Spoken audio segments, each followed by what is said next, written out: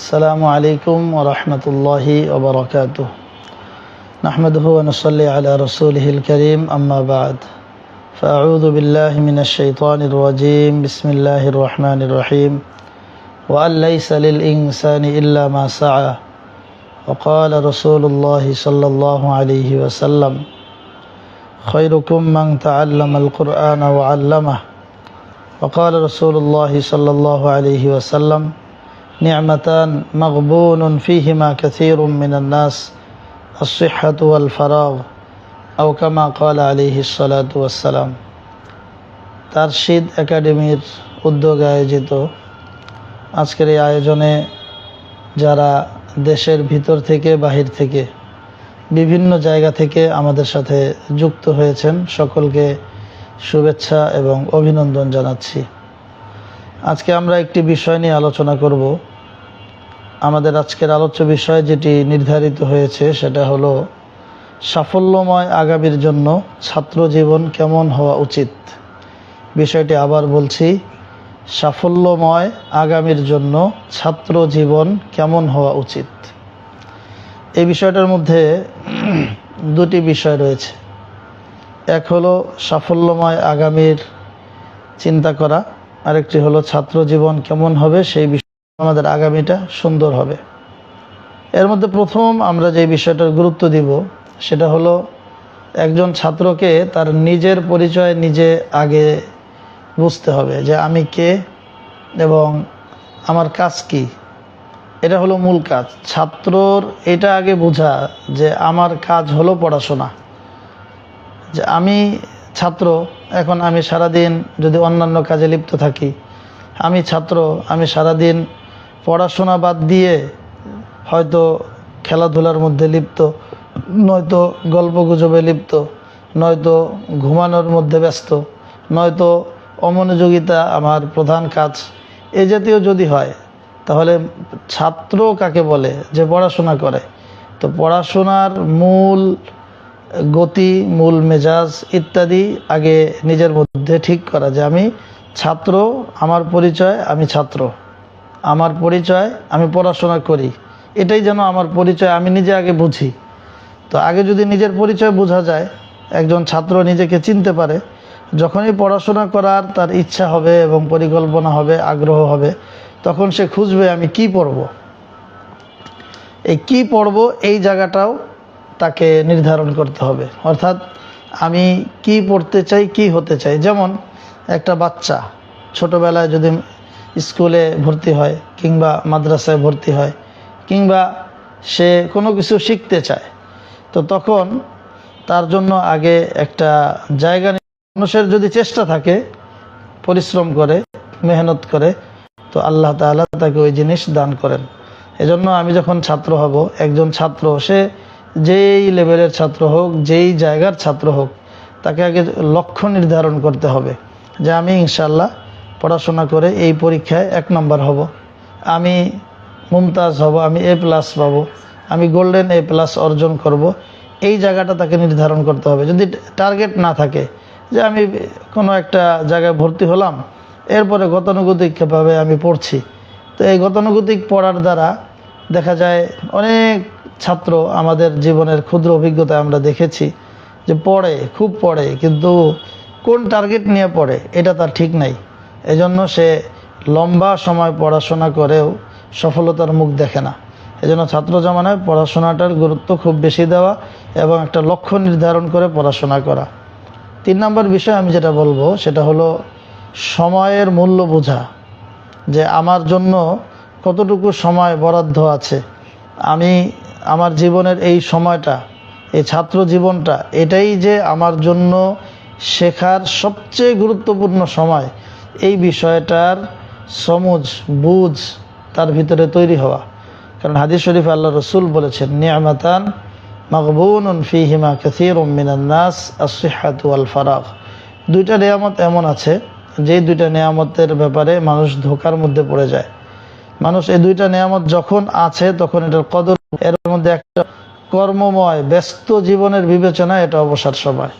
এই জীবনে সাধারণত সব বিভাগের সব ধরনের শিক্ষায়, সব ধারার শিক্ষায়, সেটা কওমি মাদ্রাসার ধারা হোক, আলিয়া মাদ্রাসার ধারা হোক, জেনারেল শিক্ষার ধারা হোক, সব ধারাই ছাত্র যারা তাদের ব্যয়ভার কিন্তু পিতামাতা বহন করে, তাদের অভিভাবক তাদের ব্যয়ভার বহন করে।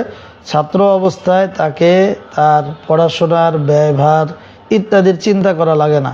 তো সে তো এই সমস্ত চিন্তা, এই সমস্ত টেনশন, এই সমস্ত অস্থিরতা, হতাশা থেকে সে মুক্ত, সে অবসর। তার কাজ হলো পড়াশোনা করা। এজন্য এই বিষয়টা যদি একজন ছাত্র বুঝতে সক্ষম হয় যে আমি এখন ছাত্র, এখন পড়াশোনা, এখানে সময় দেওয়া এটাই আমার মূল কাজ, এই বিষয়টা তাকে বোঝার এবং বোঝার চেষ্টা করা। 4 নম্বর যে বিষয়টা আমরা বলবো, ছাত্র জীবনে একটা সফলতার মানে আগামীর সুন্দর জীবন গড়ার মূল কেন্দ্র হলো ছাত্র জীবন। এখানে যেইভাবে আমরা গড়ে উঠব, যেইভাবে আমি নিজেকে প্রস্তুত করব, যেইভাবে আমার নিজেকে আমি সাজাবো, ইনশাল্লাহ আমার আগামীটা ওই রকমই হবে। তো এই ছাত্র জীবনের অন্যতম একটা বিষয় হলো এই জীবনে আমাদের সচ্চরিত্রতা, আমানতদারিতা, নম্র, ভদ্র ইত্যাদি যে বিষয়গুলো আছে, গুণাবলী আছে, এই গুণাবলীগুলো অর্জন করা। আমাদের সহপাঠী যারা আছে তাদের সাথে সদ্ব্যবহার, নম্র ব্যবহার, ভদ্রতার সাথে আচরণ, শিক্ষকদের সাথে সশ্রদ্ধ ব্যবহার, তাদের ভক্তি, তাদের শ্রদ্ধা, এই বিষয়গুলোর মাধ্যমে গোটা জিন্দেগি, সারা জীবন, আগামীর জীবন পরিচালনায় আমার জীবনটা কিভাবে গড়তে থাকবে সেই বিষয়ের জন্য একটা প্র্যাকটিক্যাল একটা সেশন আমাদের ছাত্র জামানায় হয়ে যায়। ছাত্র জামানায় যে সুন্দর তার সহপাঠীদের সাথে, তার সাথী সঙ্গীদের সাথে, তার ওস্তাদদের কাছে, আমি তো মনে করি এবং এটা আমাদের অভিজ্ঞতার আলোকেই আমরা নির্দ্বিধায় বলতে পারি, যেই ছাত্রগুলো ছাত্র জামানায় ওস্তাদদের দোয়া নিতে সক্ষম, ওস্তাদদের নেক নজর, ভালো দৃষ্টি, ওস্তাদ তার ব্যাপারে সন্তুষ্ট, ওস্তাদ তাকে একজন ভালো ছাত্র হিসাবে তাকে তিনি সাপোর্ট করেন, যে ছাত্রটা ছাত্র জামানায় এইভাবে ওস্তাদদের বিশেষভাবে নজর কাটতে পারে, পড়াশোনার মাধ্যমে, খেদমতের মাধ্যমে এবং আদব আখলাকের মাধ্যমে, আচার ব্যবহারের মাধ্যমে, এই বিষয়ে যে ওস্তাদদের প্রিয় হইতে পারে, এই ছেলেটার আগামী সফল এবং সে নিশ্চিত সফল কাম হবে, এর মধ্যে কোনো সন্দেহ নাই। এবং এটা একটা মানে আজহার মিনাশ শামস যে বলে, এমন সুস্পষ্ট বিষয়, এর অসংখ্য ভুরি ভুরি অনেক দলিল প্রমাণ আমাদের কাছে আছে এবং আমাদের চোখের সামনে। এর বিপরীতে আমরা বলবো যে ব্যর্থ আগামী এবং আগামীতে যারা নাকাম হয়, এর অন্যতম কারণ হইল তার ছাত্র জীবনে তার ওস্তাদদের নেক দোয়া থেকে মাহরুম হওয়া। যারাই ছাত্র জীবনে এই কাজটা করে, যে তার কথাবার্তা, আচার ব্যবহার, তার পড়াশোনা ইত্যাদি যাবতীয় বিষয়ে সে যদি ওস্তাদদের নেক দৃষ্টি অর্জন করতে ব্যর্থ হয়, তাহলে তার দ্বারা সুন্দর আগামী গড়া অনেক কঠিন হয়ে যায়। আমাদের একটা বিষয় খুব ভালোভাবে লক্ষণীয়, সেটা হলো এই যে বললাম ছাত্র জীবন আমাদের ওস্তাদদের দোয়া নিতে হবে, ওস্তাদদের কি বলে তাদের নেক দৃষ্টি নিতে হবে। এটার জন্য যে বিষয়টা জরুরি সেই বিষয়টা হলো যে আমাদের মাঝে স্থিরতার যোগ্যতা অর্জন করতে হবে। স্থির, যে আমি ছুটোছুটি করি না, আমি বছরে বছরে প্রতিষ্ঠান চেঞ্জ করি না, 6 মাস পর পর বা 1 বছর পর পর, বছর শেষ হইলেই অন্য মাদ্রাসায় যাইতে হবে, বছর শেষ হইলেই অন্য প্রতিষ্ঠানে যাইতে হবে। এটাও কিন্তু ওস্তাদদের একটু দিলে কষ্ট দেয়। কারণ একজন ছাত্রকে গড়ার জন্য টিচার যারা হন তারা কিন্তু অনেক সম্পদশালী হন না। টিচার তিনি দেশের বাদশাহ হন না, কিন্তু বাদশাকে তৈরি করেন টিচার। শিক্ষক বাদশাহ তৈরি করে, সে নিজে বাদশাহ না। তো এই শিক্ষক যখনই যাকে পড়ায়, যখনই যাকে ক্লাস নেয়, তখন অত্যন্ত আন্তরিকতার সাথে একটা ছেলেকে, একটা বাচ্চাকে, একটা মেয়েকে নিজের সরাসরি সন্তানের মতো করে মায়া করে, যতন করে শিক্ষক কিন্তু তাকে পড়ায়।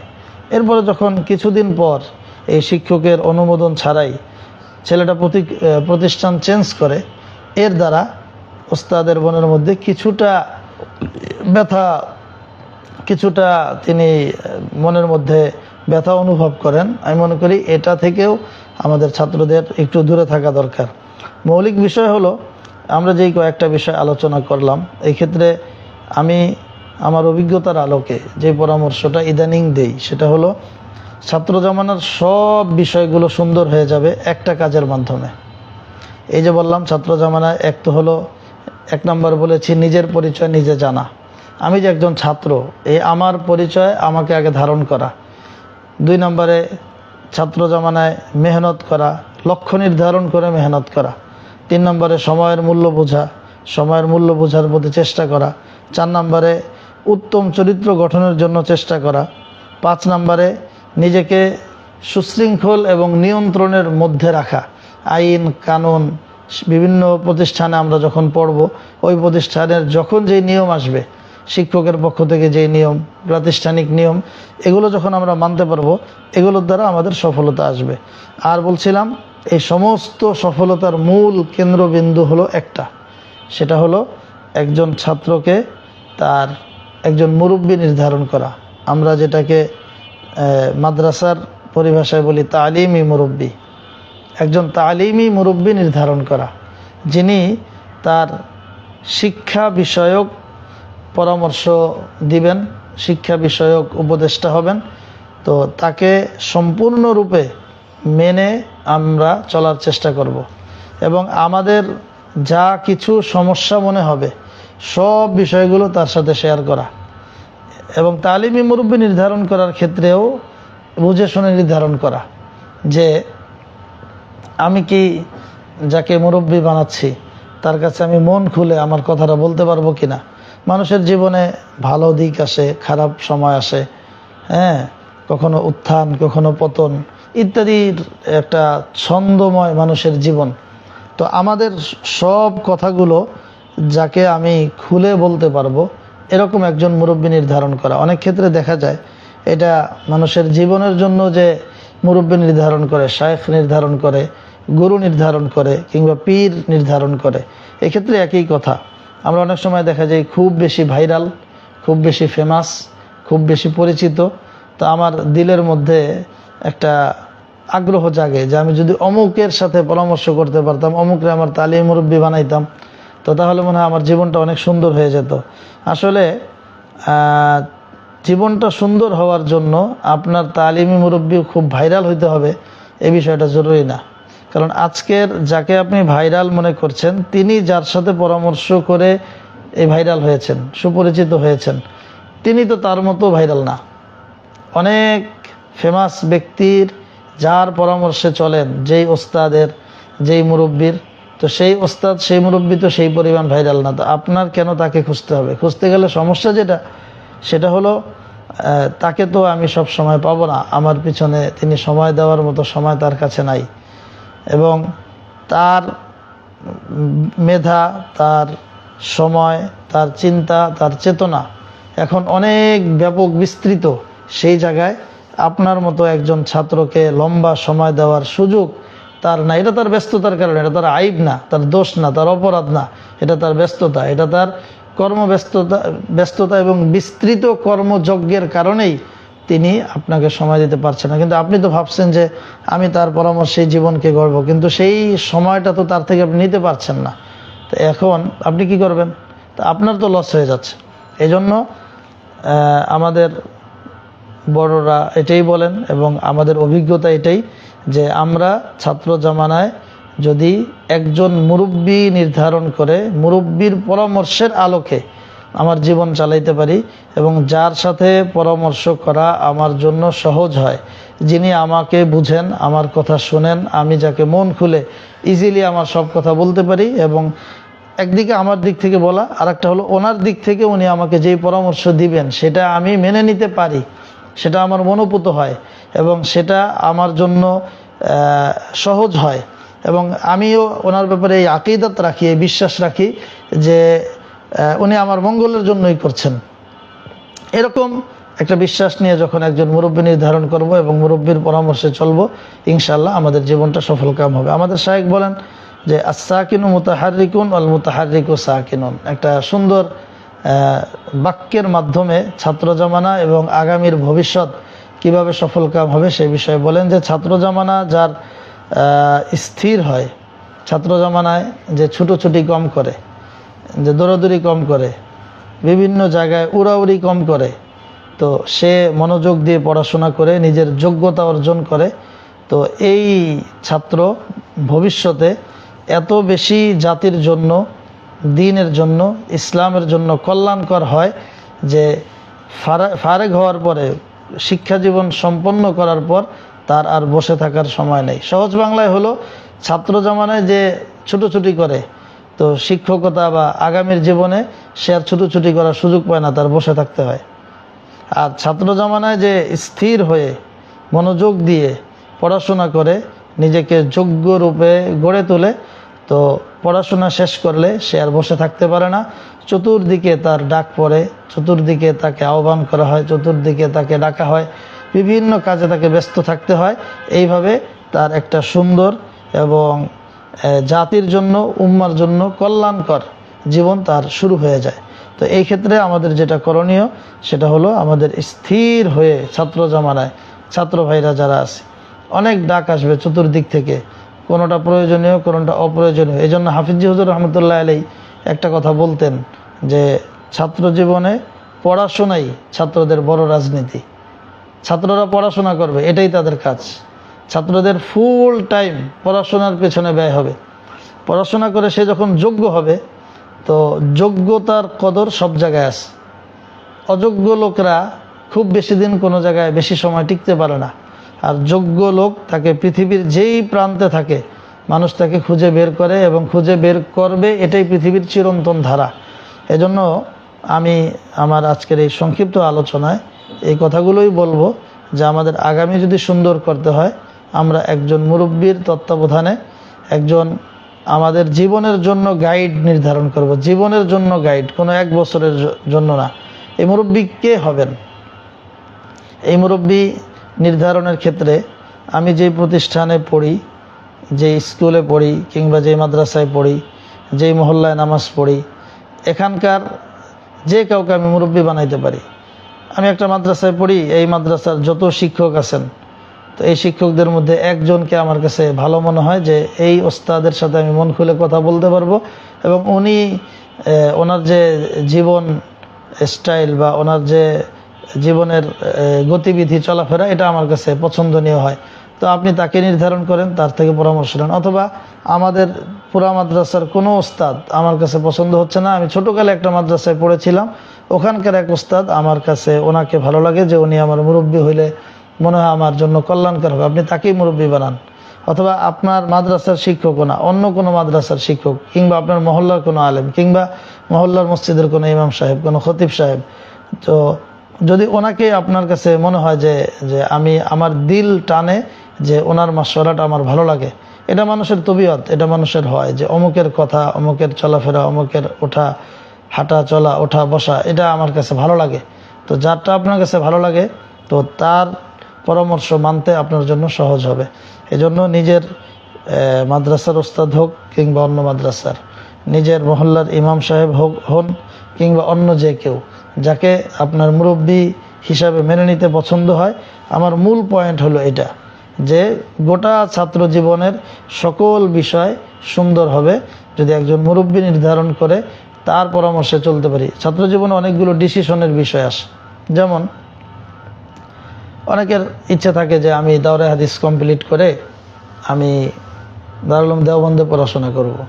কেউ দারুল উলুম করাচিতে পড়তে চায়, কেউ বিন্নুর টাউনে যেতে চায়, কেউ মদিনা শরীফ যেতে চায়, কেউ জামে আজহারে যেতে চায়। এখন আপনার জন্য মুনাসেব কোনটা, আপনার পারিপার্শ্বিক সব বিষয় মিলিয়ে কোনটা আপনার জন্য কল্যাণকর হবে, কোনটা মুফিদ হবে, কোনটা বেশি ফায়দা হবে, এইটা এক তো হলো নিজে নির্ধারণ করতে গিয়ে অনেক ব্যাক পেতে হয়, আবার নির্ধারণ করতে হিমশিম খেতে হয়। এই ক্ষেত্রে ওই যে বললাম মুরব্বীর কথা, যদি একজন মুরব্বী থাকে তাকে সার্বিক বিষয়ে জানানো হয়, তিনি ভালো মন্দ আজকের প্রেক্ষাপটে কোন জায়গায় আগে যাওয়া দরকার, দেওবন্দে আগে যাওয়া দরকার নাকি মদিনা ভার্সিটিতে আগে যাওয়া দরকার, জামে আজহারে আগে যাওয়া দরকার নাকি বিন্নুর টাউন আগে যাওয়া দরকার, নাকি তার জন্য তার দেশেই থাকা উত্তম। এই জাতীয় সামগ্রিক বিষয়গুলো সেই মুরব্বী নির্ধারণ করে দিবেন এবং সেই আলোকে আমরা জীবন চলব। দ্বীনি লাইনের কথা বললাম, ঠিক অন্যান্য লাইনেও আমরা অনেক অফিসারের কথা শুনেছি, অনেক বড় বড় ইঞ্জিনিয়ার, অনেক বড় বড় ডাক্তার, বিভিন্ন জনের সাথে আমাদের কথা বলার সুযোগ হয়। সেখানে একই বিষয় যে যার ছাত্র জামানাটা নিয়মতান্ত্রিক ছিল, সুন্দর ছিল, এক কথায় যে নিজেকে ছাত্র জামানায় পড়াশোনার পেছনেই ব্যয় করেছে, অন্যান্য কাজে রাজনীতি ইত্যাদি আন্দোলন সংগ্রাম ইত্যাদির মধ্যে জড়িয়ে নিজের মূল্যবান সময়কে সে নষ্ট করে নাই, সে পড়াশোনার মধ্যে লিপ্ত থেকে যোগ্যতা অর্জন করেছে, তাকে সে যে লাইনের হোক, সে ডাক্তার, ডাক্তারি জগতে অনেক বিখ্যাত হয়ে যায়, সে ইঞ্জিনিয়ার, ইঞ্জিনিয়ার জগতে অনেক বিখ্যাত হয়ে যায়, সে পাইলট, পাইলটদের মধ্যে খ্যাতিমান হয়ে যায়। এই যে প্রত্যেকটা লাইনে যোগ্যদের কদর সব সময় আছে।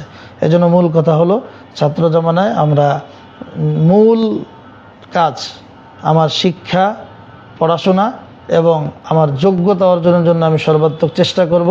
এক্ষেত্রে একজন মুরব্বীর পরামর্শ আমি মেনে নিব এবং সেই পরামর্শের আলোকে আমার জীবনকে আমি ইনশাল্লাহ পরিচালিত করার চেষ্টা করব।